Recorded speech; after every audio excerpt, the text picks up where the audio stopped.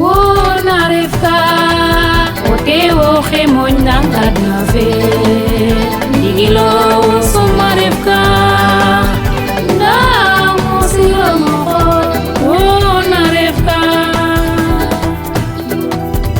Oh, tu seras la femme la plus heureuse du monde. C'est vrai, y a que toi à la ronde, mais jamais je ne te trahirai.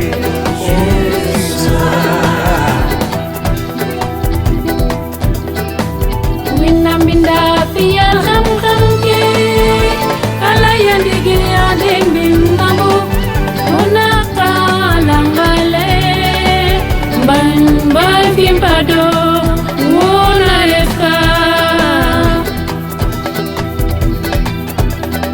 Les poètes et les sages ont eu raison de ne chanter l'amour. Abat les amours, la haine, la dictature. Vive les amoureux, les démocrates. Tu seras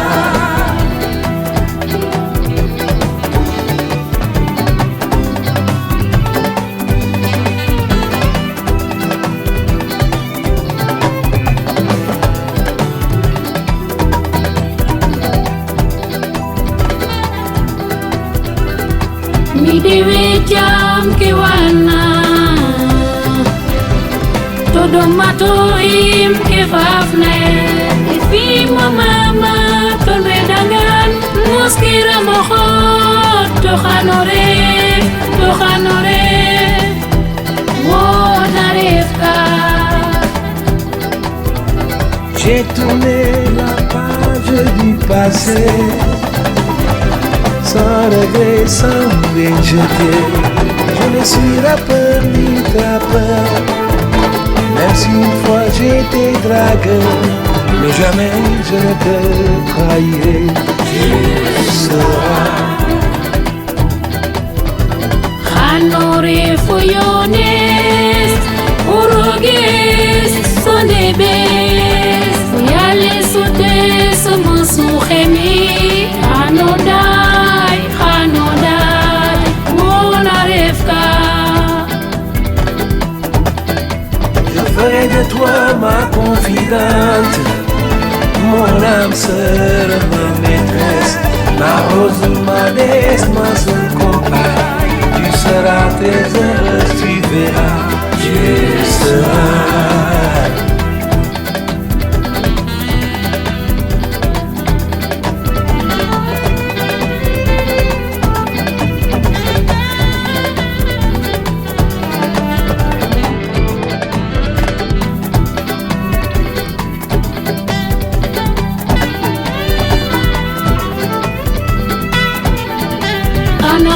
Sido besambatata ada khombaga irame refute wuxa bangula la khama nati khamduli campagne bini wona refka.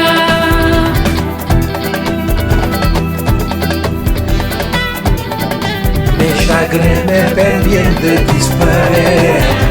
Je rêve de toi sans te connaître.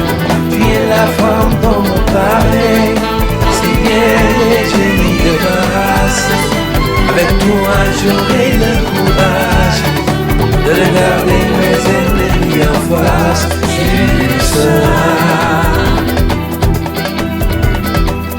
You will be the happiest, you will be the happiest woman, my woman in this world.